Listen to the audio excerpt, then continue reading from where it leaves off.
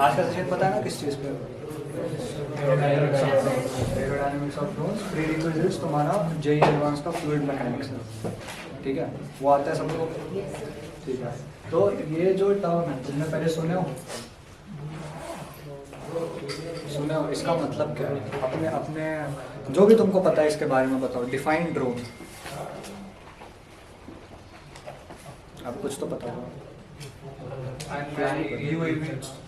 UAV और कुछ क्या होता है? एग्जैक्ट ड्रोन का मतलब क्या है?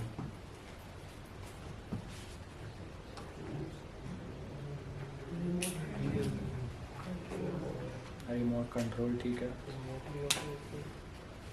अपीयरेंस वाइज क्वाडकॉप्टर और दिखने में कैसा होता है ड्रोन? क्रॉस होता है। और थोड़ा और बताओ, डिफाइन जो भी दिमाग में आ रहा है सब बता दो।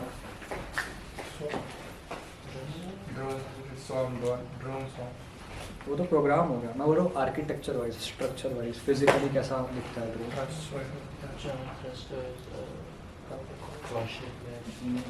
दो टाइप के होते हैं, एक ग्लाइडिंग और एक ऐसे।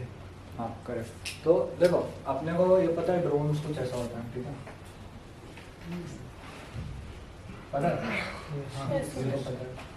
तो मेजॉरिटी ऑफ द लोगों के मतलब माइंड में ये इमेज है ड्रोन की, बट दिस इज रॉन्ग, ऐसा नहीं होता। ड्रोन एक बहुत बड़ा सबसेट है। ये जो है ये स्पेसिफिकली क्वाडकॉप्टर है। इसमें तुम्हारा डाइकॉप्टर आता है, ट्राइकॉप्टर आता है, हेक्सकॉप्टर आता है, ऑक्टाकॉप्टर आता है। फिर तुम्हारे जितने भी टाइप ऑफ प्लेन्स हो गए, जो भी तुम देखते हो बचपन से लेके साइंस फिक्शन मूवीज में जो भी तुम देखे, वो सब ड्रोन्स के अंदर आता है।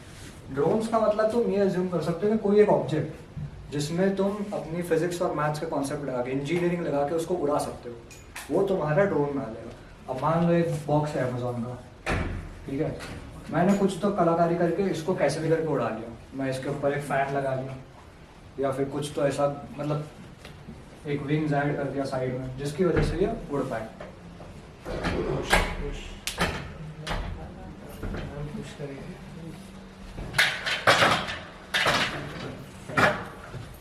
तो ये तुम्हारा ड्रोन हुआ, ठीक है।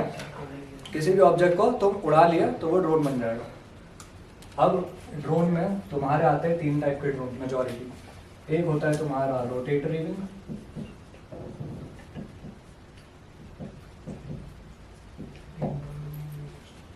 इसमें क्या आएगा? इसमें तुम्हारा आ गया ये क्वाडकॉप्टर, हेलीकॉप्टर्स, जिस भी चीज में तुम्हें फैंस दिख रहे हो, जिसको एरोडायनामिक्स में प्रोपेलर बोलते हैं। अब प्रोपेलर में भी काफी सारे वो है कॉम्प्लिकेशंस हैं, जैसे कि तुम्हारे प्रोपेलर्स होते हैं कुछ ऐसे 2 ब्लेड्स वाले, कुछ होते हैं तुम्हारे 3 ब्लेड्स वाले, कुछ ऐसे, कुछ 4 ब्लेड्स वाले होते हैं। तो ये ब्लेड्स का सिग्निफिकेंस क्या है उसमें वगैरह वो सब, ये सारी चीज आएगी तुम्हारे क्वाडकॉप्टर के इसमें, जो अपन पढ़ेंगे आगे। दूसरे टाइप का तुम्हारा हो जाएगा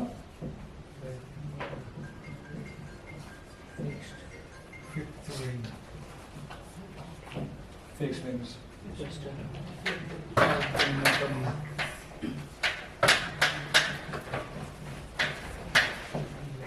अब ये जो 2 कैटेगरी है दोनों सेम है।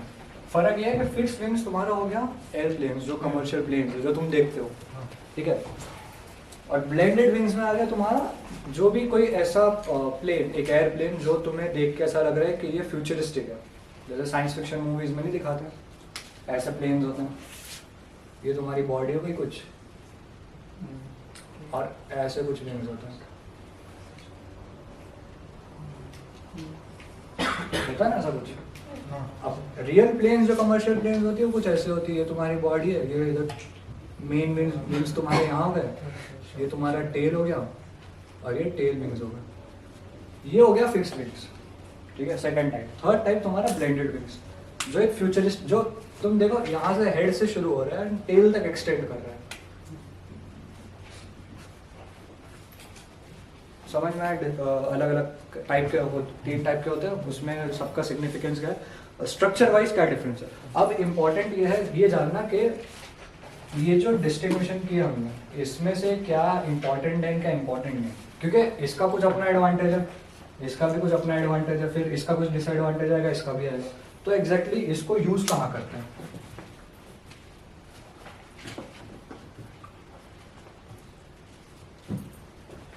ये कौन सी कैटेगरी में आएगा? फर्स्ट कैटेगरी में आएगा।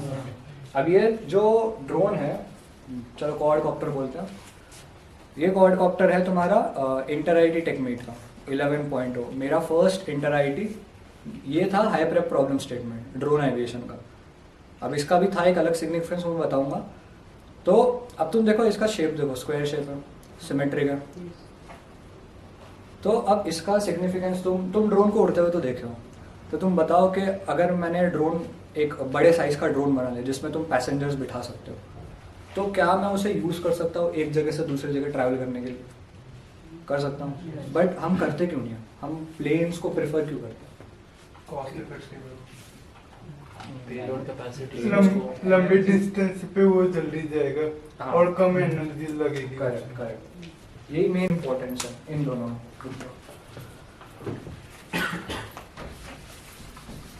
ब्रीफ में बताता हूँ क्या एग्जैक्ट है।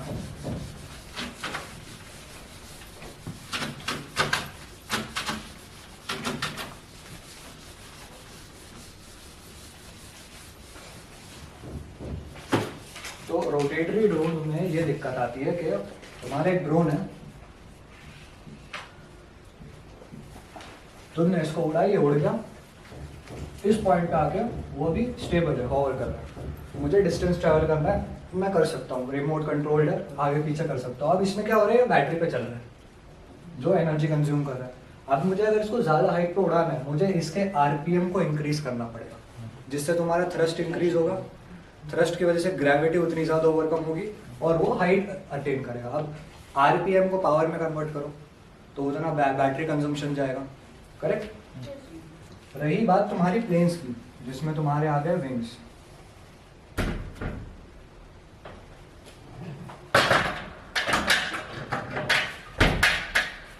अब ये उड़ता कैसे? इसमें कोई है नहीं प्रोपेलर वगैरह, और ये जो विंग्स है चारों विंग्स फिक्स्ड है, ऊपर नीचे भी नहीं हो रही है बर्ड्स की तरह, तो ये ग्लाइड करता है। अब ग्लाइड में दिक्कत ये आती है, तुमने नोटिस किया होगा कि ठीक है, एक रन में होता है, यहाँ पे तुम्हारा प्लेन है,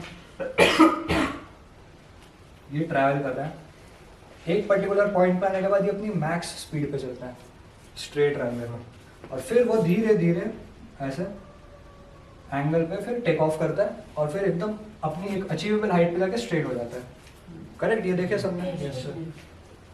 तो मुझे ये बताओ कि ये कमर्शियली क्यों यूज होता है रेदर देन दैट? वो यूज करेंगे तो क्या दिक्कत है? Less fuel.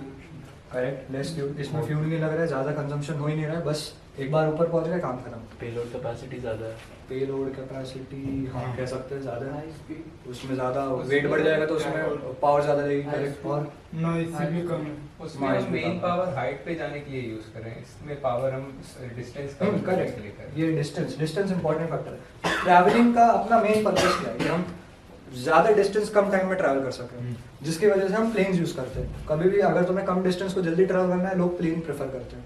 उसका रीज़न ये है कि जो तुम्हारा ये है एक्स एक्सिस में जो डिस्टेंस है वो तुम्हें फटाफट कवर करना है रेदर देन वाई एक्सिस।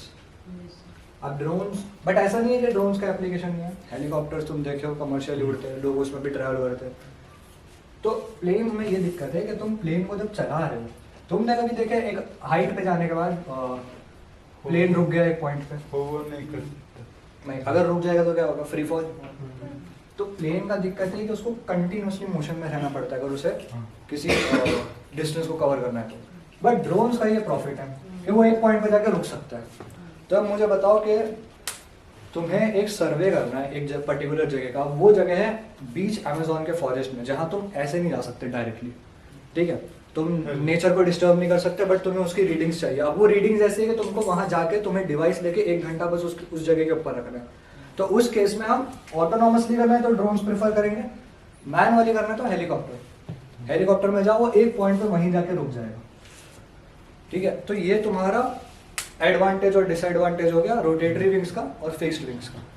ठीक है, अब आज के सेशन में इम्पोर्टेंट ही है कि ड्रोन्स का तो देखो अपने क्लब में ड्रोन्स की एक्टिविटी होती रहती है, तो ड्रोन्स में तो तुम्हें नॉलेज मिलेगी।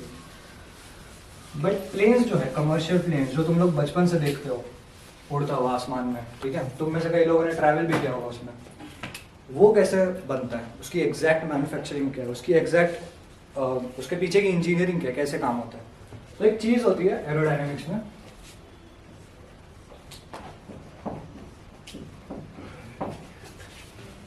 एयरफॉइल। एयरफॉइल तुम्हारा हो गया cross sectional view of the wings.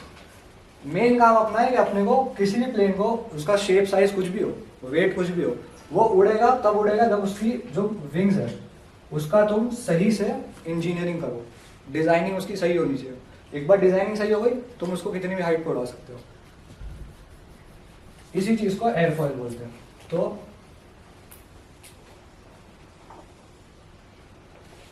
ऐसा कुछ होता है क्रॉस सेक्शनल व्यू एयरफॉइल का। अब इसमें कुछ नॉमेनक्लेचर है जो तुम्हें याद रखना है। तो ये जो ऊपर का सरफेस देख रहे हो, कर्व, इस सरफेस को बोलते हैं सक्शन सरफेस। नीचे का जो सरफेस है इसको बोलते हैं प्रेशर सरफेस। ये तुम्हारा हेड हो गया, जिसको नोज भी बोल सकते हैं, ये टेल हो गया। इन दोनों के बीच की लाइन जो दोनों सरफेस के बीच में से पास होती है, इस लाइन को बोलते हैं कैम्बर लाइन। और इन दोनों के बीच की स्ट्रेट लाइन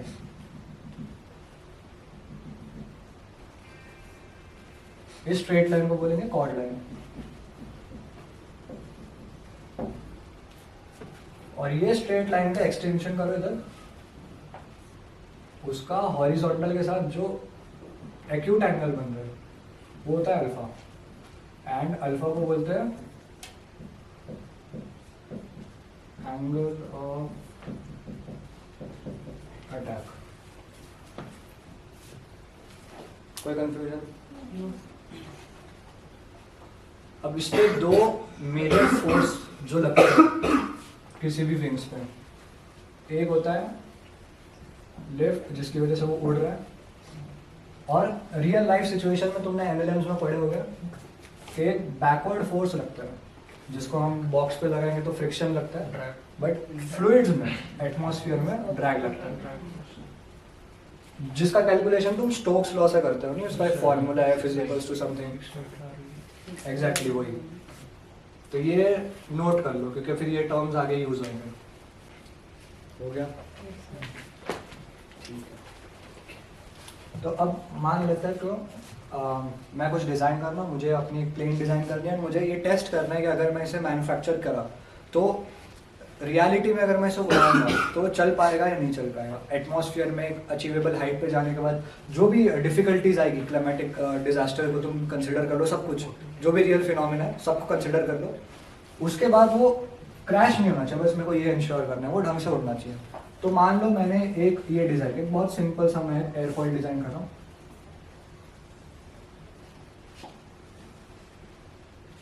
ये सिमेट्रिक है, सिमेट्रिक एयरफॉइल है। अब इस पर थोड़ी सी इंजीनियरिंग लगाते हैं तो इसका अल्फा 0 है। क्लियर? कोई डाउट? कॉर्ड लाइन तुम्हारी कोइंसाइड करे कैम्बर लाइन के साथ और उसका हॉरिजॉन्टल के साथ एंगल 0 है। तो अगर मैं इसका भी ग्राफ बनाऊं, अल्फा का ग्राफ विथ रिस्पेक्ट टू, मेरे को दो फोर्स इंपॉर्टेंट है मेरे लिए, लिफ्ट और ड्रैग।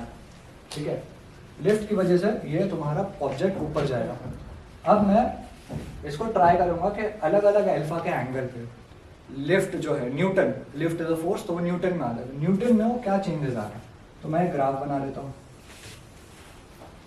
अल्फा वर्सेस तुम्हारा लिफ्ट, तो ये ग्राफ कुछ ऐसा आता है।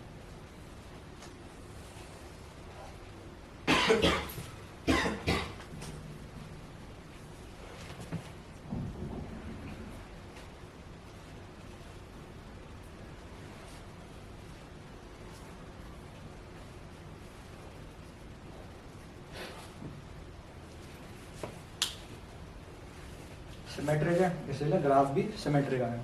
अब तुम नोटिस करो अल्फा 0 पे लिफ्ट तुम्हारी 0 है, तो अल्फा को डिक्रीज किया तो एक मिनिमम एंगल पे आएगी, मैक्सिमाइज किया तो एक मिनिमम एंगल आएगा। अब फर्स्ट सेशन में तुमने ये पढ़े लर्निंग रेट पढ़े। अब लर्निंग रेट का सिग्निफिकेंस क्या है कि तुम उसको डिक्रीज करोगे एरर डिक्रीज होगा। तुमने देखा कि ठीक है तुम्हें एक पैटर्न दिख गया कि अच्छा मैं ऐसे डिक्रीज कर रहा हूँ, एरर डिक्रीज कर रहा हूँ, और वही अपना काम है, एरर को मिनिमाइज करना है, तो डिक्रीज करते चले जाओ। बट प्रैक्टिकल ऐसा होता नहीं है, एक पॉइंट के बाद तुम अल्फा और डिक्रीज करोगे तो एरर इंक्रीज करने लगेगा। तो ये जो पॉइंट है प्रैक्टिकली पैरामीटर उठा लो रियल लाइफ में, रियल लाइफ सिचुएशन में, तो उसकी हर एक थ्रेशोल्ड वैल्यू एग्जिस्ट करेगी ही करेगी कि तुम कितना भी मैक्सिमाइज या मिनिमाइज कर लो, एक पॉइंट के बाद चीज़ें उल्टी होना शुरू हो जाएगा। तो सेम चीज़ यहाँ हुआ है, सेम बिहेवियर कि तुम मैक्सिमम 15 डिग्री तक लाया अल्फा, उसके बाद तुम्हारा लिफ्ट डिक्रीज होने लगा। लिफ्ट डिक्रीज का मतलब ग्रेविटी डोमिनेट कर रही है, प्लेन तुम्हारा नीचे जा रहा है। सिमिलरली रिवर्स ऑर्डर में देखो, -15 तक तुम्हारा लिफ्ट डिक्रीज किया, उसके बाद इंक्रीज करने लगा। तो ये तुम्हारा लिफ्ट का रिलेशन आ गया।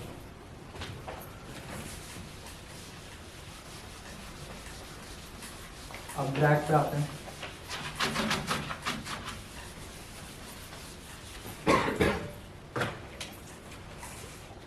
ड्रैग का ग्राफ कैसे बनेगा?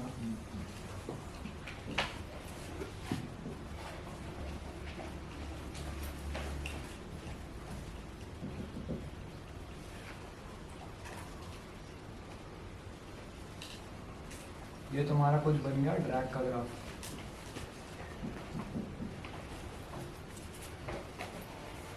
अब जो दो मेरे इंपॉर्टेंट फोर्स थे उसके ग्राफ बने। अब मुझे ये चाहिए कि ड्रैग जो कि फ्रिक्शनल फोर्स है वो मिनिमाइज हो सके, करेक्ट, ताकि मैं आगे बढ़ पाऊँ, और जो मेरा लिफ्ट है वो बढ़ सके ताकि मेरा ग्रेविटी जो है वो ओवरकम ना करे लिफ्ट को। तो एक जो रेशियो है CL/CD, मुझे इसे मैक्सिमाइज करना है। तो मैं एक फाइनल ग्राफ बनाऊंगा अल्फा का इस रेशियो के साथ।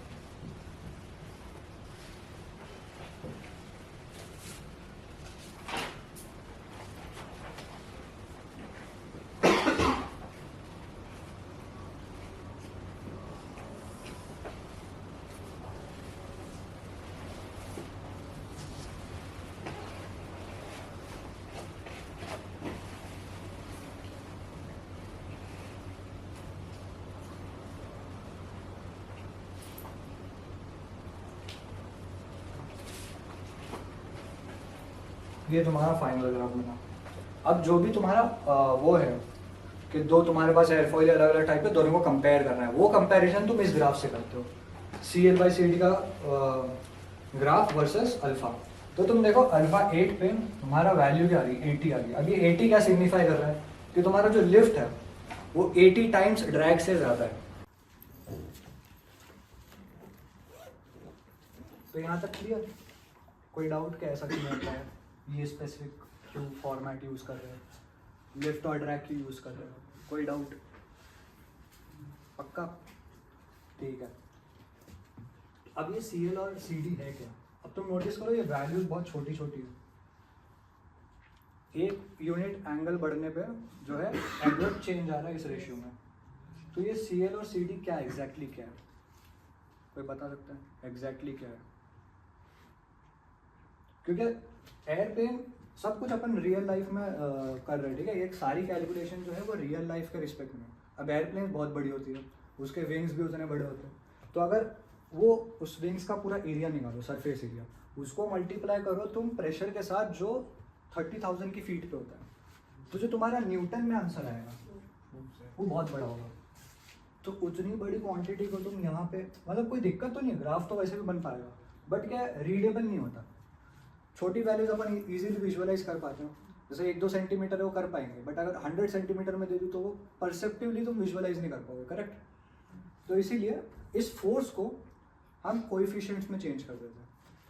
तो ये जो तुम्हारा CL और CD ना कोएफिशिएंट्स है, जैसे CL जो है वो तुम्हारा हो जाएगा लिफ्ट, एक्चुअल लिफ्ट न्यूटन में,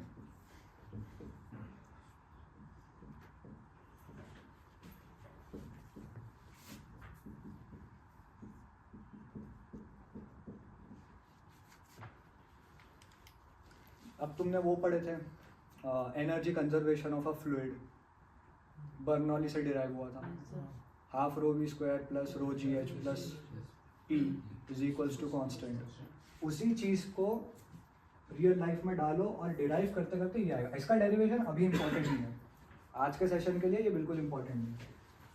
बस ये समझ लो कि ये सी जो तुम लिफ्ट को डिवाइड कर रहे हो सराउंडिंग एरिया और विड्थ से। विड्थ मतलब ये सी हो गया तुम्हारा कॉर्ड लेंथ।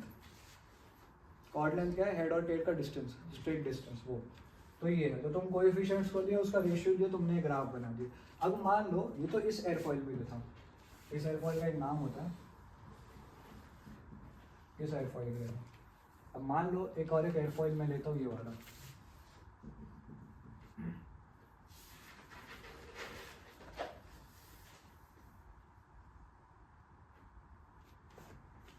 क्लियर? अब इसमें तुम्हारी कॉर्ड लेंथ और चैम्बर लेंथ अलग अलग है, ठीक है। अब ये तो एसिमेट्रिक है, वो सिमेट्रिक था। इसका जब तुम ग्राफ बनाओगे ये वाला, ये कुछ ऐसा आएगा, एकदम रैंडम ऐसे। अब इसमें एडवांटेज ये हुआ कि तुम्हारा अल्फा 0 पे कुछ पॉजिटिव वैल्यू आ रहा है, और सेम अल्फा के एक बहुत कम एंगल पे, मान लो 5 पे, तुम्हें बहुत बड़ी वैल्यू मिल रही है। एंड ये वैल्यू अप्रॉक्सीमेटली जाएगी 150 या 180 तक। तो एडवांटेज इसका समझ में आए सिमेट्रिक रिस्पॉन्स में? क्या एडवांटेज हुआ कि तुम्हारा लिफ्ट बाय ड्रैग का वैल्यू बढ़ गया। लिफ्ट बाय ड्रैग का वैल्यू 140, लिफ्ट तुम्हारा 140 टाइम्स ड्रैग हो गया, ये एक एडवांटेज है। बट जो रियल प्लेन्स उड़ते हैं जिसमें हम ट्रैवल करते हैं वो एसिमेट्रिक नहीं होते, वो सिमेट्रिक होते हैं। अब क्यों? जब हमें इम्पॉर्टेंट हमारे लिए कि हमें लिफ्ट ज़्यादा चाहिए ताकि तुम कितना भी वेट डाल लो प्लेन के अंदर वो इजीली ऊपर जा पाए, then why we are not using asymmetric, we are using symmetric. Control करना नहीं, कंट्रोल करने का सिंपल है, मैं बताता हूँ। इसमें दिक्कत ये है, तुम प्लेन कभी विंडो सीट पे बैठे हो, वीडियोस वगैरह में तो देखे होगे विंडो सीट प्लेन की जिसमें तुम्हें विंग्स दिख रहा है। नोटिस करना वो विंग्स कुछ ऐसे होते हैं एंड उसमें कुछ यहाँ पे फ्लैप्स होते हैं। ये पता है ना सबको फ्लैप्स एग्जिस्ट करते हैं विंग्स में। तो ये फ्लैप्स क्यों होते हैं? और टेक ऑफ करते टाइम, लैंडिंग करते टाइम ये फ्लैप्स अपने ओरिएंटेशन चेंज करते हैं। तो हो क्या रहा है एग्जैक्टली देखे तो सबने, बट पता नहीं क्यों होता है। तो ये फ्लैप्स चेंज होने से क्या चेंज होगा? अभी जो तुमने पढ़ा एयरफॉइल का, तुमने जो हाँ एग्जैक्टली अल्फा चेंज होता है, ऊपर नीचे करने से तुम्हारा अल्फा चेंज हो रहा है। अब तुम बस ये देखो, इसको थोड़ी देर भूल जाओ, बस लिफ्ट का ग्राफ देखो, अल्फा चेंज होने की वजह से लिफ्ट चेंज हो रहा है, दिखाई दे रहा है। तुम नॉर्मली रनवे पे रन कर रहे हो, तुमने अल्फा चेंज किया जिसकी वजह से तुम्हारी लिफ्ट एब्रप्टली बढ़ गई। लिफ्ट बढ़ने की वजह से तुम्हारा ग्रेविटी ओवरकम हुआ और वो टेक ऑफ होना शुरू हुआ। एक पॉइंट पे जाने के बाद तुमने फ्लैप्स को 0 पे कर दिया, तो अब वो वहीं पे रुक गया, अब कोई चेंज नहीं है। लैंडिंग करते टाइम तुम्हें फ्लैप को सेम एंगल पर रोटेट करना है but in reverse order, minus sign में, जिससे तुम्हारा लिफ्ट सेम अमाउंट में डिक्रीज करेगा और तुम्हारी लैंडिंग होगी। ये इंपॉर्टेंस है फ्लैप का, यहाँ अब समझ में आया। बट फिर भी सिमेट्रिक क्यों? इसका आंसर ये है कि जो तुम्हारा फ्लैप्स है उसमें तुम्हें पॉजिटिव एंगल भी लाना है, नेगेटिव एंगल भी लाना है, और तुम्हें 0 भी चाहिए, 0 भी चाहिए। इसीलिए तुम ये यूज़ करते हो ताकि अल्फा 0 पे तुम्हारा इनिशियल लिफ्ट 0 है, तुमने जैसी पॉजिटिव एंगल किए तो कुछ पॉजिटिव वैल्यू आएगी लिफ्ट की, नेगेटिव एंगल पे कुछ नेगेटिव वैल्यू आएगी, इसीलिए ये यूज़ करते हैं। तो ये कहाँ यूज़ होता है? कुछ ग्लाइडर्स या कुछ जेट प्लेन ऐसे बनते हैं जिसमें एक ही चीज़ इंपॉर्टेंट होती है, स्पीड। वो स्पीड के लिए, हाई स्पीड के लिए, जैसे फॉर अभी आजकल ये ट्रेंड हो रहा है ड्रोन रेस। ड्रोन रेस मतलब ये वाला ड्रोन नहीं, ड्रोन में जो कुछ भी आता है, प्लेन्स, ग्लाइडर्स, उसकी रेस होती है। तो उसके लिए ये यूज़ किया जाता है ताकि तुम्हें मैक्सिमम लिफ्ट मिल जाए ओवर ड्रैग। इतना सबको समझ में आया अभी अब तक के? कोई डाउट? ठीक है।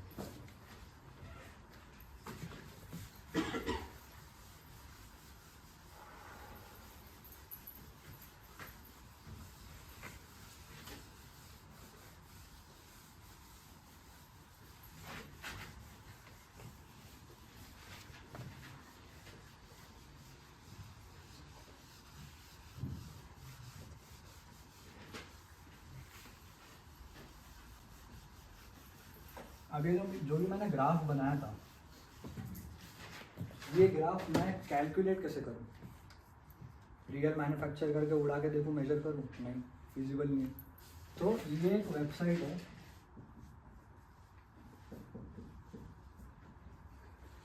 जो तुम्हें एक स्टिमुलेशन सॉफ्टवेयर है जो तुम्हें किसी एयरफॉइल का कंपैरिजन करने में काम आता है। ये तुम्हें वो सारे ग्राफ प्रोवाइड करेगा जो तुम्हें चाहिए कैलकुलेशन वाइज, एंड तुम उससे कंपेयर कर सकते हो कि तुम्हारे पर्टिकुलर टास्क के लिए, जैसे अगर तुम्हें रेसिंग में पार्टिसिपेट करना है, तुम्हें कमर्शियल एयरप्लेन बनानी है, उसके लिए कौन सा एयरफॉइल परफेक्ट है। तो जो भी ग्राफ मैंने बनाया वो यहाँ से मिलेगा, इस वेबसाइट से तुम कंपेयर करके बना सकते हो।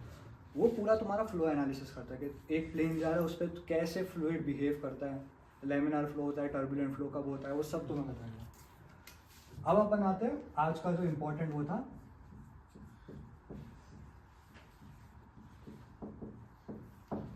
इस पे। अब एयरप्लेन्स तुमने देखे होंगे,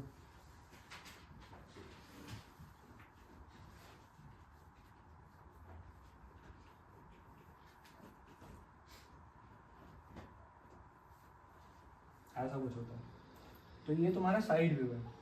अब इसमें तुम थोड़ा सा एनएलएम का कॉन्सेप्ट लगा के इस पे फोर्स बताओ, फोर्स क्या हो गया। एक तो इसका सेंटर ऑफ ग्रेविटी यहाँ है,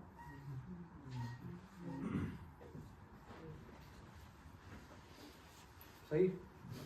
विंग्स इसके यहाँ पे है, तो विंग्स फिक्स्ड है, तुम्हारा लिफ्ट फिक्स्ड हो गया। एज अ पायलट तुम इसे कुछ मोमेंटम पहले से प्रोवाइड कर रहे हो, वेलोसिटी, थ्रस्ट, और इस थ्रस्ट के करस्पॉन्डेंस तुम्हें ड्रैग मिले। 4 फोर्सेस क्लियर, ठीक है। अब आइसोगोनल व्यू में देखते हैं।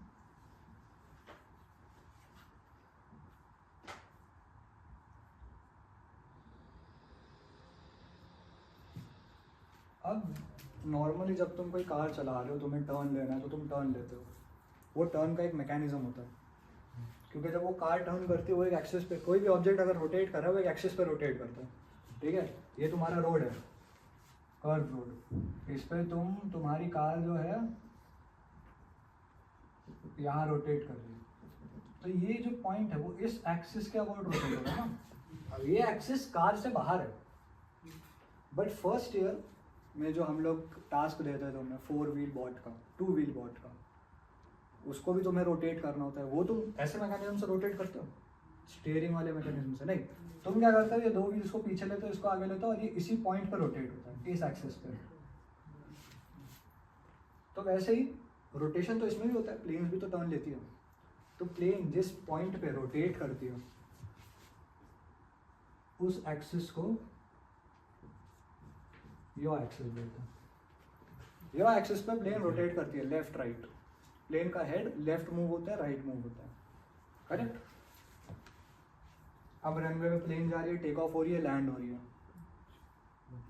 टेक ऑफ लैंड के टाइम पे वो किस एक्सिस पे रोटेट होती है ना। ये प्लेन है, ये ऐसा टेक ऑफ हुई, लैंड हुई,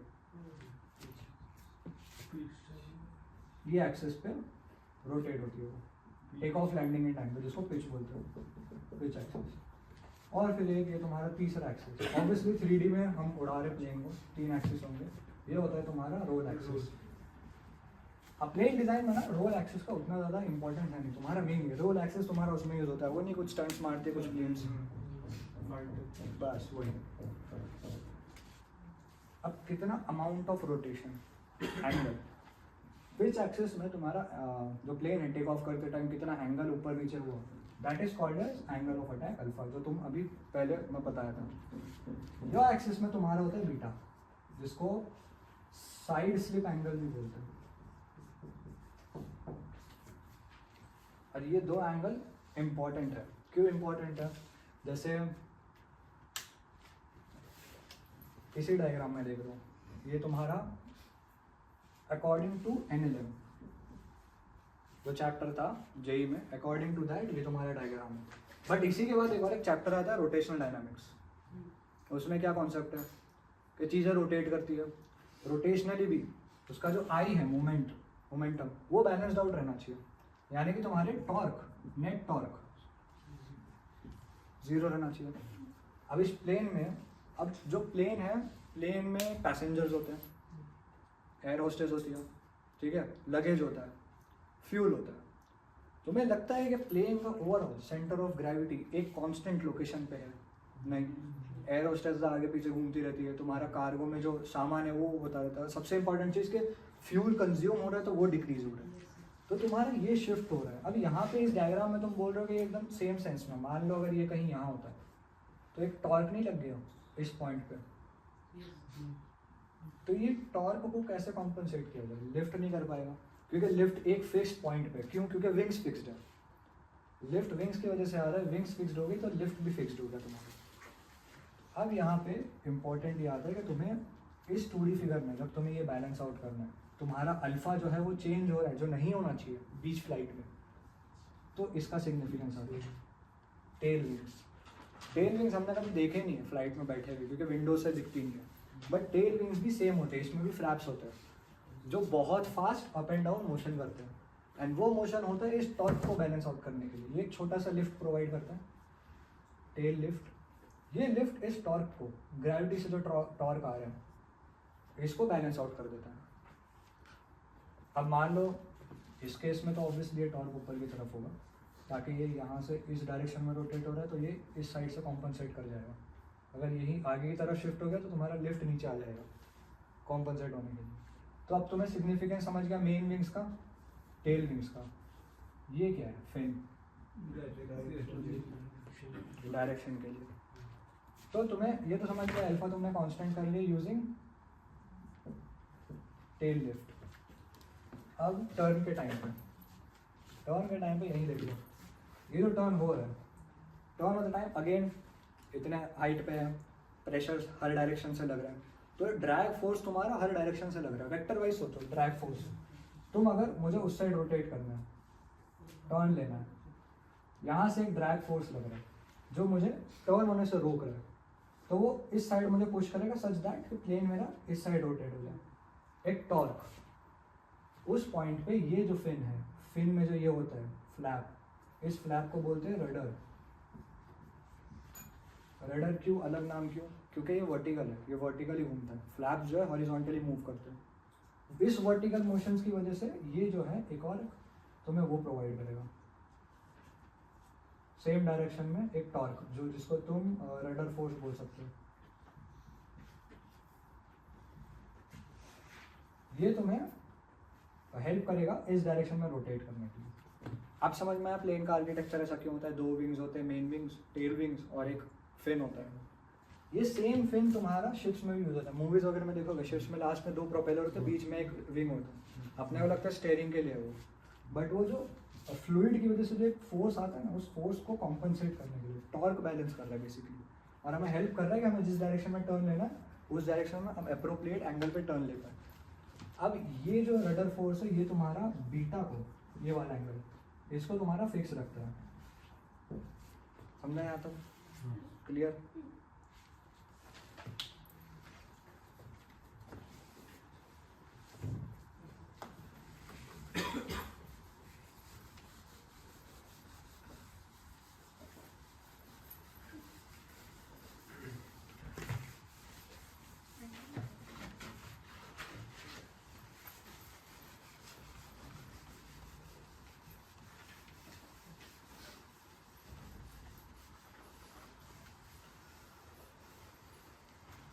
ठीक है, तो प्लेन डिज़ाइन अपन ने सब बेसिक देख लिया है, कैसे होता है, क्या एग्जैक्टली क्या मोशन हो रहा है, फोर्सेस क्या लग रहे हैं, हमें क्या चीज़ इंपॉर्टेंट है, हमारे लिफ्ट और ड्रैग इंपॉर्टेंट है, उसको हम कैसे कैलकुलेट करें एंड ऑल सच थिंग्स हमने सब देख लिया। अब प्लेन डिज़ाइन का आता है। अब प्लेन डिज़ाइन के लिए मैं चार्टर प्लेन तो ला नहीं सकता यहाँ पे, ठीक है, तो अपन सारे एक्सपेरिमेंट्स पेपर प्लेन पे करेंगे।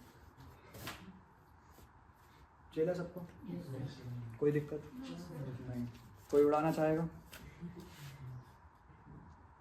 कोई भी, कोई एक उड़ा लो, आ जाओ। अब पेपर प्लेन का आर्किटेक्चर सिंपल है। किसी को दिक्कत मैन्युफैक्चरिंग में पेपर प्लेन की कैसे बनता है? नहीं? ठीक है।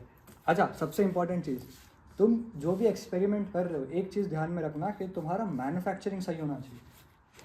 तुमने मैकेनिक्स में ये पढ़े हो mechanical error, correct, mechanical error पढ़े हो, वो तुम्हारा नहीं होना चाहिए। तुमने प्लेन्स तो ऑब्वियसली बहुत बार बनाए होंगे, तुमने नोटिस किया कभी बार जल्दी जल्दी प्लेन बनाने में कोई दिक्कत आ जाती है, एक विंग बड़ा हो जाता है एक छोटा हो जाता है। वो डिस्टॉर्शन की वजह से अगर तुम अभी मैं एक्सपेरिमेंटली कुछ भी करूँ और मैं सोचूंगा ठीक है लिफ्ट और ड्रैग की वजह से ऐसा ऐसा हो रहा है, बट इन दोनों की वजह से नहीं हो रहा है, तुम्हारा मैकेनिकल एरर की वजह से हो रहा है, वो नहीं होना चाहिए। प्लेन बनाने में कोई 1 घंटा लगा था क्योंकि मैं प्रॉपर स्केल साइज रेशियो एकदम एक्यूरेट। जो तुम्हारा A4 पेपर होता है जिसमें तुम प्रिंट आउट्स निकालते हो, ये A4 पेपर को स्क्वायर में कट करो और ये स्क्वायर पेपर अप्रॉक्सीमेटली तुम्हारा 1 ग्राम पकड़ लो, ये तुम्हारा वेट है, तुम्हारी डेंसिटी कांस्टेंट हुई, तुम्हारा वेट फिक्स हो गया, तुम्हें वेट वगैरह सब पता चल गया और तुमने ये प्लेन बना लिया जिसके दोनों विंग्स सेम है डायमेंशनली। उड़ा भाई धीरे से, एकदम एकदम बहुत छोटा सा थ्रस्ट लेना, उतना भी नहीं कि यहीं गिर जाए। ओके वहाँ तक गया, अब थोड़ा और स्पीड में डाल जिससे वो कुर्सी तक जा सके। यही कर दो यार, ठीक है। ट्राई कर इसको at an alpha is equals to 0 पे थ्रो कर और उसको स्ट्रेट जाने दे, थोड़ा सा स्पीड में देना, पोटेंशियल एनर्जी मैक्सिमाइज कर, कम ऑन, ठीक है गया स्ट्रेट। अल्फा चेंज हुआ इसका, अरे थोड़ा चिल, प्रैक्टिकली तो प्लेन भी ऐसा ऐसा होवर करता है बट वो कोई नोटिस नहीं करता। पूरी ट्रेजेक्ट्री स्ट्रेट थी, डाइवर्ट हुआ नहीं हुआ, ठीक है जाओ वापस लेकर। तो देखो तुम्हारा एज अ व्यूअर तुम्हारा काम ये है कि तुम्हें देखना है जो अपना मेन टास्क है प्लेन्स का, ये क्या है कि अपने को एक्स एक्सिस में डिस्टेंस मैक्सिमाइज करना है और वाई एक्सिस में तुम्हें हाइट नोटिस करना है कितना ऊपर जाना है। ऐसा नहीं कि सीधा मतलब एटमॉस्फेयर क्रॉस करके बाहर चला जाए, वो रॉकेट का काम है, अपने को डिस्टेंस ट्रैवल करना है, ठीक है। तो तुम्हें एज अ व्यूअर ये नोटिस करना है। आ जा दोबारा, चल भाई इस बार और ज़्यादा थ्रस्ट के साथ,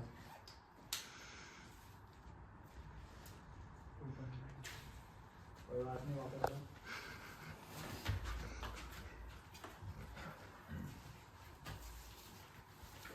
प्लेन के विंग्स के बीच के एंगल को बोलते हैं डायहेड्रल एंगल, उसको मैंने थोड़ा सा बढ़ा दिया, ये पकड़ ज़्यादा दूर दे रही है साइड हो शोभा, एंड ये जो विंग्स है टेल को थोड़ा सा मैंने ऊपर की तरफ रोटेट कर दिया। अब इसको ट्राई कर, थोड़ा सा शेप चेंज कर दिया उसमें, स्ट्रेट थ्रो कर, ट्राई कर अल्फा 0 पर। वाह भाई थोड़ा और स्पीड में, खाना ही खाया यहाँ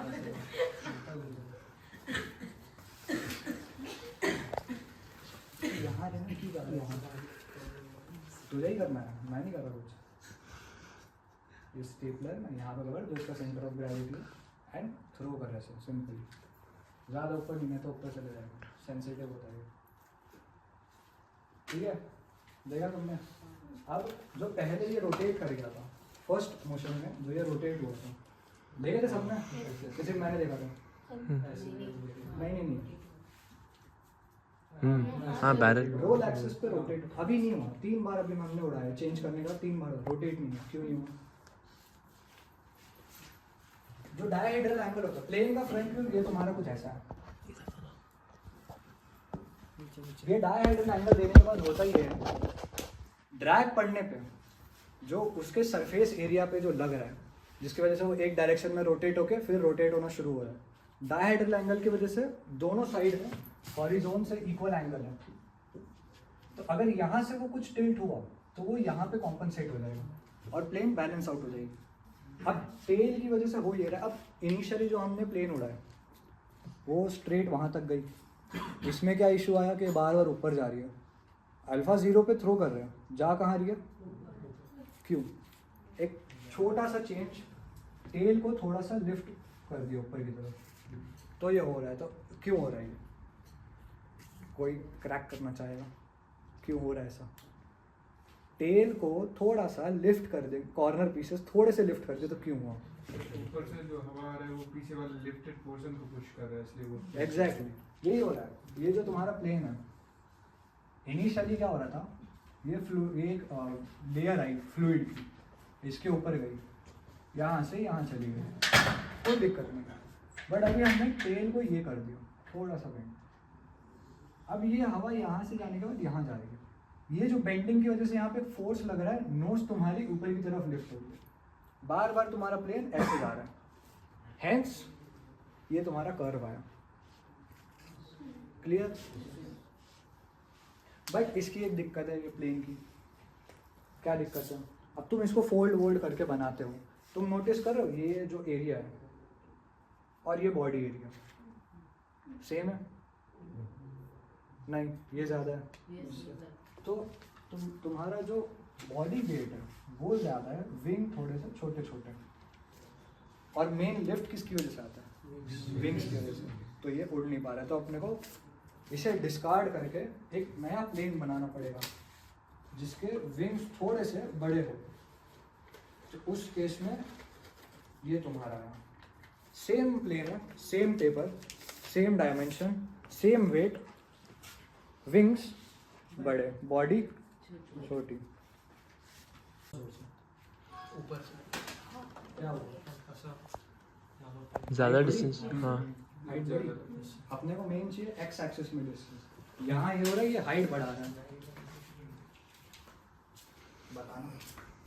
अब इसका जो सेंटर ऑफ मास है वो यहाँ कहीं है, आगे प्रीवियस वाले का थोड़ा सा यहाँ था। ये जो स्टेपलर मैंने मारा ना कि इसके approximately exact centre of gravity में मारा, दिख रहा है?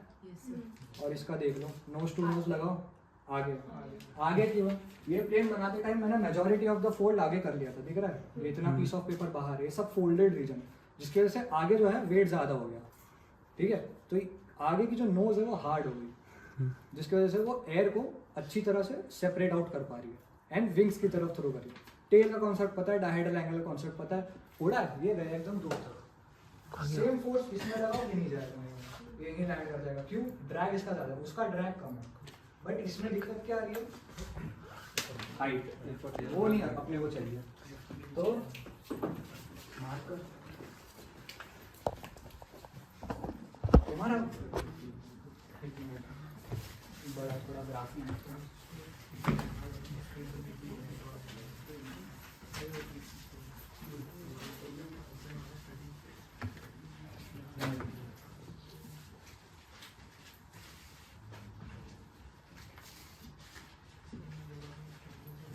फर्स्ट प्लेन तुमने इस साइड पे छोड़ा, सिंपल प्लेन जो हम उड़ाते हैं हमेशा से, उसको मैक्स टू मैक्स सही से मैन्युफैक्चर करो, ये कुछ ऐसा बना। सेकंड प्लेन जो तुमने उड़ाया जिसमें तुम्हारा विंग्स का एरिया ज़्यादा था, उसमें क्या हो रहा है, तुम सेम अमाउंट से थ्रो करोगे, बहुत रेयरली ऐसा होगा कि सेम डिस्टेंस कवर करेगा।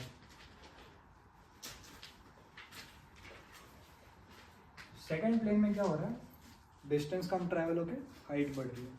अब क्यों ऐसा हो रहा है? उसके सेम अमाउंट से तुमने थ्रू किया। अब इसमें एक कॉन्सेप्ट अप्लाई होता है,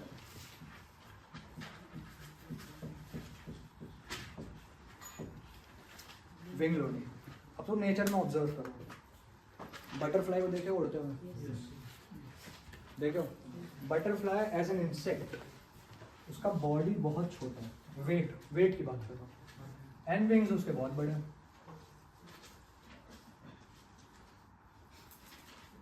बॉडी का weight divide by wing area, जो रेशियो है ये बहुत छोटा है, इसका 0.0 समथिंग कुछ है। अब प्लेन्स पे आओ, टन्स में उसका वेट होता है, प्लस हम भी बैठ गए तो और ज़्यादा है, और विंग्स उसकी छोटी होती है, उड़ पाता है बट छोटी होती है। इसका जो ये है वेट बाय एरिया, ये तुम्हारा एक बहुत ही 4 डिजिट नंबर होगा। अब ये ज़्यादा ये कम है, इसका सिग्निफिकेंस क्या है? अब नोटिस करना, या फिर प्लेन भी छोड़ो, एनिमल का कंपैरिजन एनिमल से ही करो। हनी बी देखो, हनी बी उसकी बॉडी कितनी बड़ी होती है और उसके विंग्स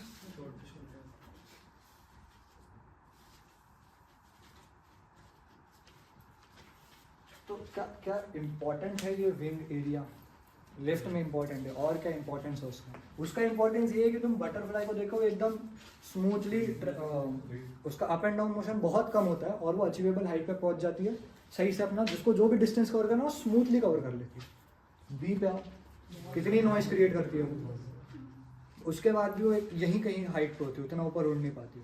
तो विंग एरिया, विंग लोडिंग, ये इंपॉर्टेंट है। इसमें होता ये है तुम्हारा जब ये ज़्यादा हो ना एरिया विंग्स का, तो तुम्हारी स्पीड स्लो होनी चाहिए, काम हो जाएगा वहीं पर।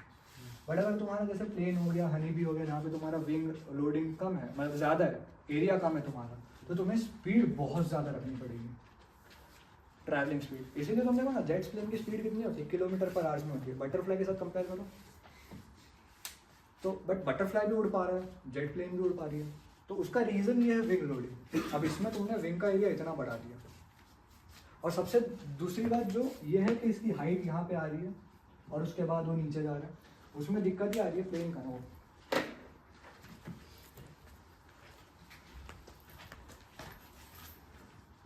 अब प्रीवियस जो दिक्कत आ रही थी फर्स्ट मॉडल में वो, और अभी जो दिक्कत आ रही है, सब एक साथ इसमें कैलकुलेट करो क्या हो रहा है। सीधा उड़ रही है ये, इसको तुमने अगर जोर से फेंके तो ये ऐसे जाएगा रॉकेट की तरह। क्यों? विंग एरिया बड़ा है, जिससे तुम्हारा टेल का कर्वेचर ज़्यादा होगा। इनिशियली तुमने इस पॉइंट से थ्रो किया विथ सम पोटेंशियल एनर्जी, यहाँ तक पहुँचते ही इसकी potential energy maximum kinetic energy में कन्वर्ट हो गई, तो तुम्हारा वी इस पॉइंट पे मैक्सिमाइज है। जैसे जैसे आगे जा रही है, ड्रैग लग रहा है इस पर, तुम्हारा वी डिक्रीज करते गया और इसका डायरेक्शन ऐसे है। अब इसका डायरेक्शन ऐसे क्यों है? वी मैग्नीट्यूड वाइज डिक्रीज हो रहा है, ये समझ में आया, ड्रैग की वजह से। अब डायरेक्शन पे हो तो विंड जो इस पे लग रहा है, अब जो मैंने एयर फॉइल में सबसे पहले बताया था, ड्रैग जो तुम्हारा थ्रस्ट पे डिपेंड करता है। तुम थ्रस्ट जितना ज़्यादा बढ़ाओगे, फ्रिक्शन फोर्स उतना ज़्यादा लगेगा। ड्रैग ज़्यादा लगने की वजह से धीरे धीरे वेलोसिटी कम हो रही है, तो धीरे धीरे ड्रैग तुम्हारा कम हो रहा है। अब ये उसके बाद ये भी मैंने बताया था कि जो तुम्हारा ये एयरप्लेन है, इसमें ये ऐसे लग रहा है विंड, करेक्ट, और विंड इस पॉइंट पे फोर्स लगा रहा है। जितना स्पीड में भेजोगे उतनी ज़्यादा रिलेटिव वेलोसिटी विंड की तुम्हारी तरफ आएगी और यहाँ पे फोर्स उतना ज़्यादा लगेगा, तो hence angle of attack instantly बढ़ गया और ये ऊपर जाएगा। यहाँ जाने के बाद ये रुक गया। अब अगर मान लो तुम एक ऐसे एनवायरनमेंट में कर रहे हो जहाँ पे उतनी ज़्यादा विंड की डायरेक्शन होने की, कुछ एसी वगैरह कुछ नहीं, एकदम क्लोज्ड एनवायरनमेंट में तुम कर रहे हो और फिर इसको ट्राई करोगे, तुम इसमें एक और एक फिनोमेना नोटिस करोगे। अगर ये बहुत ज़्यादा ऊपर, अब मान लो ये रूफ नहीं होती यहाँ पे, फर्स्ट सेकंड थर्ड फ्लोर मिला लो और इसको एक मशीन के थ्रू इसको थ्रो करो, तो ये ऊपर जाने के बाद ना नीचे आएगा और वापस से ऊपर जाएगा।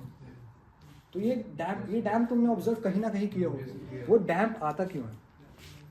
सीधा साधा मोशन है, थोड़ा सा डैम्प आ रहा है। डैम्प का रीजन कोई क्रैक करना चाहेंगे? हाँ एग्जैक्टली, इस पॉइंट पे जाने के बाद फ्री फॉल स्टेट में आ गया, तो तुम्हारा v is equals to √2gh हो गया। v जैसी दोबारा इंक्रीज हुई, इस पर फिर विंड लगी, फिर इस पर फोर्स आया, फिर ये ऊपर गया और वो एक डैम्प ऑसिलेशन से उसके बाद एक्सपोनेंशियल कर्व गिर गया। बट डिस्टेंस का डिफरेंस आ गया, तो पहला मॉडल सही हो गया। अपन ड्रैग कम करने का, ड्रैग कम हो गया, बट यहाँ पे ये हाइट वाला दिक्कत आ गया, जिसको एरोडायनामिक्स में बोलते हैं स्टॉल। स्टॉल क्यों होता है? That is the concept of Reynolds number. Reynolds number पता है? रेनॉल्ड्स नंबर क्या बोलता है कि तुम्हारा कोई ऑब्जेक्ट अगर फ्लूइड में ट्रैवल कर रहा है, फ्लूइड लेयर आई इसके ऊपर से कहीं निकल गई,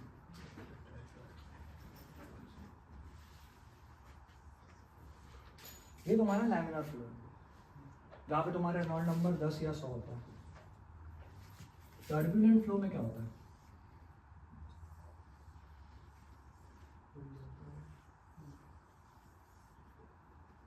होता है ना ऐसा? ये तुम्हारा रेनॉल्ड नंबर 10,000 का होता है। ये तुम्हारा रेनॉल्ड नंबर जस्टिफाई करता है। सिग्निफिकेंस उसका ये कि इनर्शियल फोर्सेस जो है divide by viscous force. Viscous force पता है?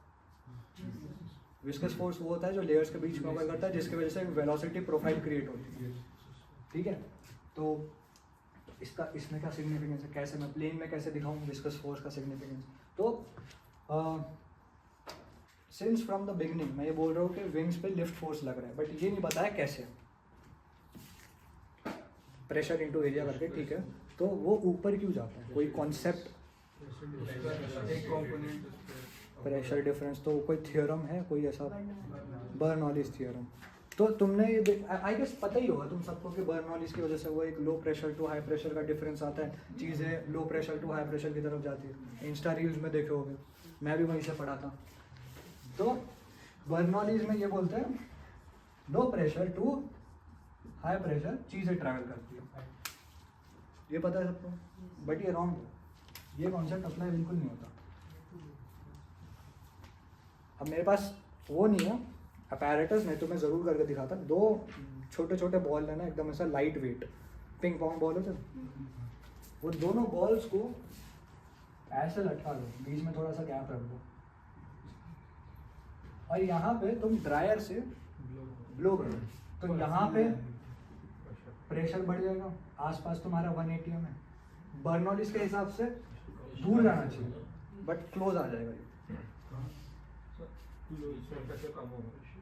हाई फास्ट मूविंग है ना, ना फास्ट मूविंग एयर है तो फास्ट मूविंग एयर है, बट तू अगर तू यही करना, तुम लोग तो रोबोटिक्स करते हो ना, लेकिन बीच में गर्म हवा है। नहीं गर्म ठंडा कुछ नहीं, बस हवा डाल दे, प्रेशर सेंसर उसमें लगा के देखना, बीच में ऐसे ही छोड़ दे, तो वो डिटेक्ट करेगा कि वो 1 ATM से ज़्यादा है, थोड़ा सा ज़्यादा है।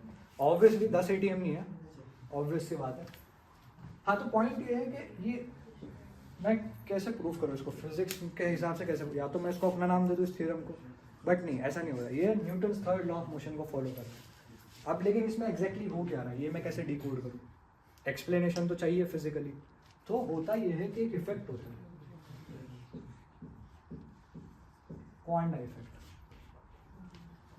क्वांडा इफेक्ट ये होता है कि माइक्रोस्कोपिक लेयर में अगर तुम जाओ, विंड्स लेयर्स में होती है, फ्लूइड लेयर्स में होता है, माइक्रोस्कोपिक लेयर में जाओ तो जो तुम्हारा ये है ना, जैसा लेयर जिस पे आके ट्रैवल कर रही है, ऑब्जेक्ट के सरफेस पे विंड लेयर, माइक्रोस्कोपिक लेयर जो है वो ट्रैवल करती है उसको कवर करने के चक्कर में। अब बर्नौलीज का दिक्कत, बर्नौलीज क्यों फेल हुआ यहाँ पे? पहली बात तो बर्नौलीज पाइप और ट्यूब के अंदर अप्लाई होता है, उसका डेरिवेशन ही उसके अंदर हुआ है। Second, it was applied for ideal fluid. यहाँ पे हम स्टार्टिंग से रियल इन्वायरमेंट में चीज़ें काम कर रहे हैं, करेक्ट। अब रियल इन्वायरमेंट में एटमॉस्फेयर में जो गैसेज है इतनी सारी, नाइट्रोजन, कार्बन डाइऑक्साइड, ऑक्सीजन, सबका मिक्सचर करने के बाद जो तुम्हारा फ्लूइड क्रिएट हुआ वो एक रियल फ्लूइड है, जिसमें कुछ विस्कोसिटी होगी, उसका कुछ कॉम्प्रेसिबिलिटी फैक्टर होगा, करेक्ट, जिसकी वजह से उसके अंदर एक प्रॉपर्टी वाइज इलास्टिसिटी प्रॉपर्टी आएगी, तो वो उसकी बेंडिंग डिफाइन करेगा। अब ऐसा कभी नहीं होगा कि तुमने ये एयरफॉइल बना है एंड जो अभी मैंने बोला क्वांडा इफेक्ट, वो ऐसा विंड इसके आसपास घूम रहा है, ऐसा कभी नहीं होगा। विंड यहाँ पे आई, यहाँ तक गई, ठीक है। अगर मैं ऐसा कर दूँ, विंड कभी ऐसे नहीं जाएगी, इतना बेंडिंग नहीं होता विंड में, विंड थोड़ी सी बेंड होगी, ऐसे चली जाएगी। तो ये सेम प्रिंसिपल यहाँ पे लगता है स्टॉल में।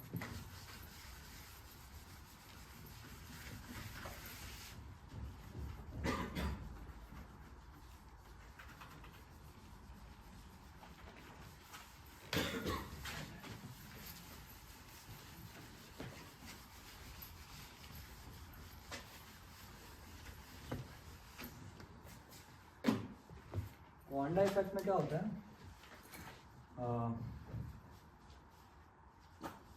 ये एयरफॉइल है तुम्हारा, कुछ अल्फा पे है, एक विंड आई, चली गई, कोई दिक्कत नहीं, दूसरी विंड आई, यहाँ से गई, नीचे गई। अब ये जो नीचे जा रही है इसकी वजह से यहाँ पे फोर्स लगा रही है, जिसकी वजह से तुम्हारा अल्फा थोड़ा थोड़ा इंक्रीज हो रहा है और तुम्हें टेक ऑफ के लिए प्रमोशन मिल रहा है, ठीक है। बेसिकली तुम्हारे लिफ्ट को एनहांस कर दिया। अब अगर मैंने ऐसा सेट किया कुछ, ये यहाँ जाएगी, नीचे तक जा नहीं पाएगी। ये मैंने बोला क्यों बनाया, टर्बुलेंट फ्लो। इसकी वजह से तुम्हें यहाँ पे कुछ मिला नहीं, लिफ्ट तुम्हारी एनहांस हुई नहीं। क्रैशिंग की सिचुएशन, अल्फा ज़्यादा होने पे ये सिचुएशन आती है, तो इसको कैसे कॉम्पनसेट करें? या फिर तुमने ये भी देखा होगा रोटेशनल डायनामिक्स में, जब तुम एक बीच बॉल को किसी हाइट पे जाके अपनी तरफ थ्रो करो और छोड़ दो, तो वो नीचे स्ट्रेट गिरना चाहिए।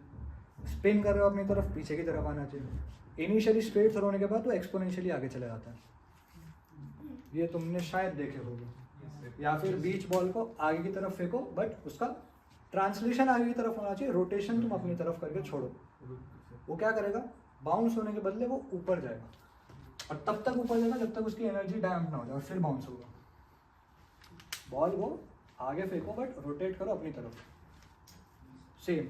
या फिर ये कॉम्प्लेक्स लग रहा है तो ऐसा हाइट पर जाके अपनी तरफ रोटेट करके छोड़ दो। वाटर टैंक पर चढ़ो, बॉल लो, छोड़ दो, वो इनिशियली गिरेगा, उसके बाद एक्सपोनेंशियली आगे चला जाएगा। इसकी बहुत सारी वीडियोस हो, देख लेना। इसमें सिंपल तुम्हारा रोटेशनल मोशन अप्लाई हो रहा है। अब क्वांडा इफेक्ट लग रहा है इसमें, कैसे लग रहा है वो तभी नहीं पढ़े थे जेईई के टाइम पे। अब देखो, जो तुम्हारा बॉल है, तुमने इसको आगे ट्रांसलेट किया, स्पिन किया अपनी तरफ, माइक्रोस्कोपिक लेयर ऑफ विंड इस पे ट्रैवल कर रही है, यहाँ पे आ रही है, ये वाली लेयर यहाँ पे आ रही है, ये डायरेक्शन इस साइड है, बॉल का रोटेशन इस साइड है, ये तुम्हारा कॉम्पनसेट हो गया। बट ये वाली जो लेयर है वो तुम्हें एक इस साइड से पुश दे रही है, जिसकी वजह से ये ऊपर जा रहा है। जाना चाहिए था स्ट्रेट और जाके बाउंस करना चाहिए था, बट वो एक ऊपर जाके बाउंस कर रहा है। और सेम चीज़ स्टॉल में अप्लाई होती है। तो फर्स्ट जो हमने मॉडल बनाए थे, डिज़ाइन किए थे, उसमें ड्रैग इशू आ रहा था। सेकेंड चीज़, लिफ्ट उसको अप्रोप्रिएट मिल नहीं पा रही थी, बट स्टॉल की कोई दिक्कत नहीं थी, वो स्ट्रेट जा रहा था। सेकेंड में क्या दिक्कत आई, तुम्हारा सब सॉर्ट हो गया, कम फोर्स में, कम थ्रस्ट में ज़्यादा डिस्टेंस कवर किया, बट एक हाइट आ गई, स्टॉल आ गया। अब उसको कॉम्पनसेट करने के लिए तुम क्या सोचे कि ठीक है, एक ऐसा प्लेन बनाते जिसमें 2 विंग्स हो। 2 विंग्स का सिग्निफिकेंस, एक विंग जो तुम्हारे स्टॉल को रिड्यूस करेगा, दूसरा विंग जो तुम्हें लिफ्ट प्रोवाइड करेगा। एक विंग से तुम्हारा स्टॉल डिक्रीज होगा, क्योंकि जैसे एयर फॉयल आया पीछे की तरफ गया, यहाँ पे फोर्स लगा जिसकी वजह से एंगल ऑफ अल्फा नीचे की तरफ गया, क्रैशिंग सिचुएशन। बट यही विंड पीछे वाले विंग्स पे टकराई और एक टॉर्क की वजह से ये वाला टॉर्क जो है कॉम्पनसेट होकर वो ऊपर की तरफ गया, जिसकी वजह से वो ऐसा नहीं कि एकदम ऊपर चला जाएगा, बट थोड़ा सा ऊपर नीचे करके एक मेंटेन हाइट पर रहेगा।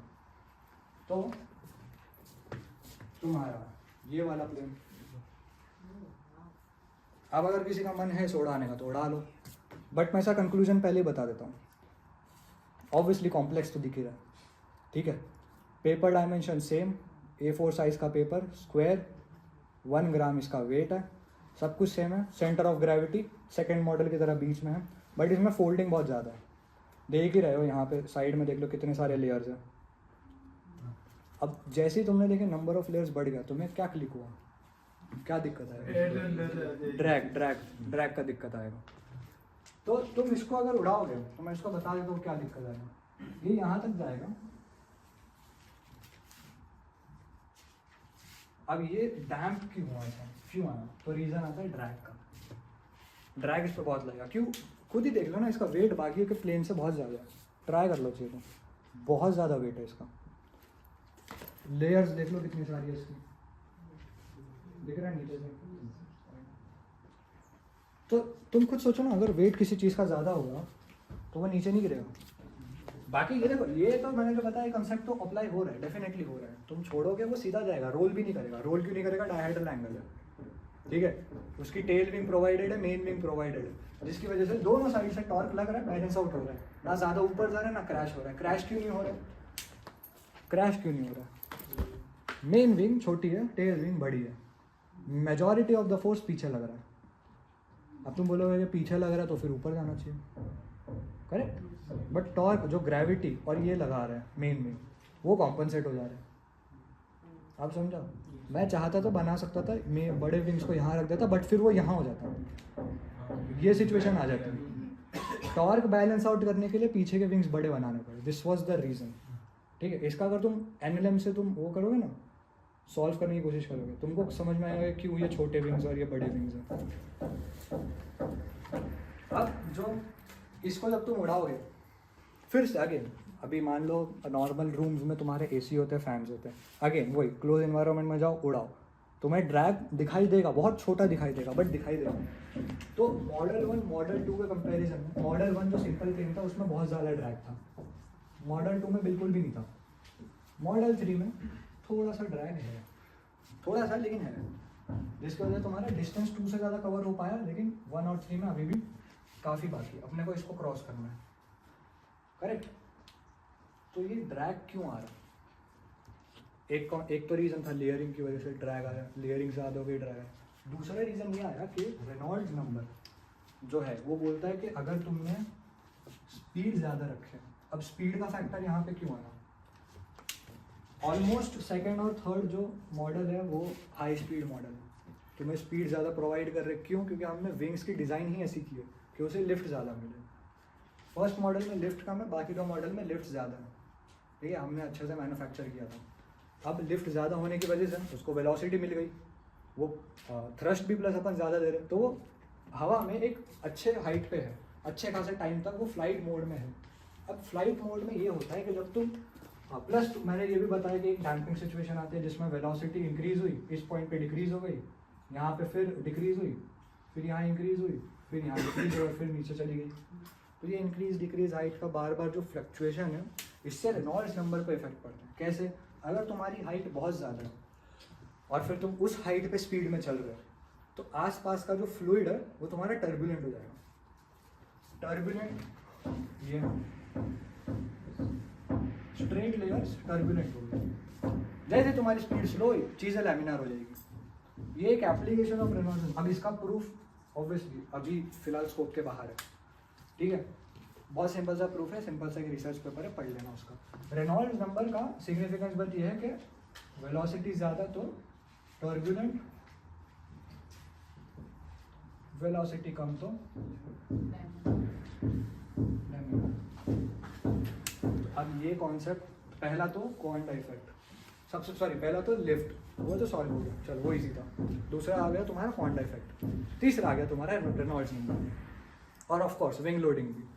ये चार कॉन्सेप्ट को तुम्हें कैसे भी करके बैलेंस आउट करना है। तो सेकंड मॉडल जो था वो कहीं कहीं ठीक था, उसमें अगर मैं उसकी विंग्स को थोड़ा सा श्रिंक करके थोड़ा सेंटर ऑफ ग्रेविटी को कैसे भी करके बैलेंस आउट कर लूँ तो वो वर्कआउट कर जाएगा। सेकंड मॉडल में बहुत बड़े विंग्स थे, अगर मैं इस विंग्स को थोड़े से छोटे कर दूँ तो तुम्हारा लिफ्ट थोड़ा सा डिक्रीज हो गया, जिसकी वजह से वो स्टॉल जोन से एंटर होने से बच जाएगा। तब तो क्लियर हो गया डिस्टेंस में रखा हुआ, वही सेम अपन करेंगे। तो जो लास्ट मॉडल है वो ये है, एज कंपेयर टू जो सेकंड तुम्हारा वो था, थोड़ा सा कम इसमें दिख रहा है ना, कम है, और इसका बॉडी थोड़ा सा बड़ा है प्रीवियस और सेकंड मॉडल के हिसाब से। अब जब तुम इसको उड़ाओगे तुम नोटिस करोगे कि ये बाकी तीन मॉडल से बेटर परफॉर्म कर रहे हैं। एंड बेटर परफॉर्मेंस का रीज़न मैथमेटिकली भी एक रीज़न चाहिए, कंसेप्चुअली तो है, मैथमेटिकली रीज़न ही है कि जो डायहेड्रल एंगल है वो अप्रॉक्सीमेटली 155 डिग्री होना चाहिए। अब ये 155 degree is similar to the learning rate, machine learning. मैंने बोला था ना, एक्सपीरियंस के बाद तुमको खुद रियलाइज हो जाएगा कि कौन सी प्रॉब्लम के लिए कौन सा लर्निंग रेट फिट बैठता है। जैसे मैंने उस दिन कोड में दिखाया था, मैंने लर्निंग रेट लिखा था 2 × 10⁻3। ये मुझे कैसे पता ये वैल्यू? एक्सपेरिमेंट्स है, एक्सपेरिमेंट्स है डायहेड्रल बार बार चेंज करने के बाद तुमको रियलाइज होगा कि 155 डिग्री का डायहेड्रल, जो चारों कॉन्सेप्ट है स्पेशली तीनों, क्वांटा इफेक्ट, तुम्हारा रेनॉल्ड्स नंबर और तुम्हारा विंग लोडिंग, तीनों को परफेक्टली सिंक में लाके एक तुम्हें एक फ्लाइट प्रोवाइड करता है। तो जब तुम इसको उड़ाओगे at a dihedral angle of 155 तो वो बहुत मतलब एक मॉडरेट लेवल पे जाके ऐसे जाएगा, और इसका ये वाला डिस्टेंस है ना बाकी तीन के कंपैरिजन में बहुत ज़्यादा है। आप समझे कैसे तुम एक प्लेन डिज़ाइन करते हो? अब देखो मेरे पास सॉफ्टवेयर तो है नहीं इसका, प्लस मेरे पास चैटर प्लेन भी नहीं है, तो मैं उसी में डिज़ाइन करा के दिखा देता हूँ। और अपने कॉलेज के पास ये डिपार्टमेंट भी नहीं है एरोडायनामिक्स का, मैं तो मैं लैब में लेके जाता। मेरे पास जो पॉसिबल था मैंने उसमें दिखा दिया। समझ में आया सबको? ठीक है। अब कोई दिक्कत? प्लेन सबने उड़ाया है, सिंपल प्लेन, बट उसका पीछे का फिजिक्स समझ में आया कि ये उड़ता है, अगर ये गिर रहा है तो क्यों गिर रहा है, रोल हो रहा है तो क्यों रोल हो रहा है। क्लियर सबको? ठीक है, बढ़िया, डन। तो देखो अभी इंपॉर्टेंट ये था, मैंने बोला था ना इंपॉर्टेंट आज का ये कि ड्रोन तो ऐसे भी सीखोगे तुम लोग इस क्लब में। Plane designing, this was the first time on plane designing. Aerodynamics में तो हमारा हमेशा एप्लीकेशन ड्रोन्स पे होता है, प्लेन डिज़ाइनिंग में उतना नहीं होता। सो आज का सेशन लगा ठीक? बहुत प्लेन डिज़ाइनिंग नॉलेज मिल गई? ठीक है, बढ़िया।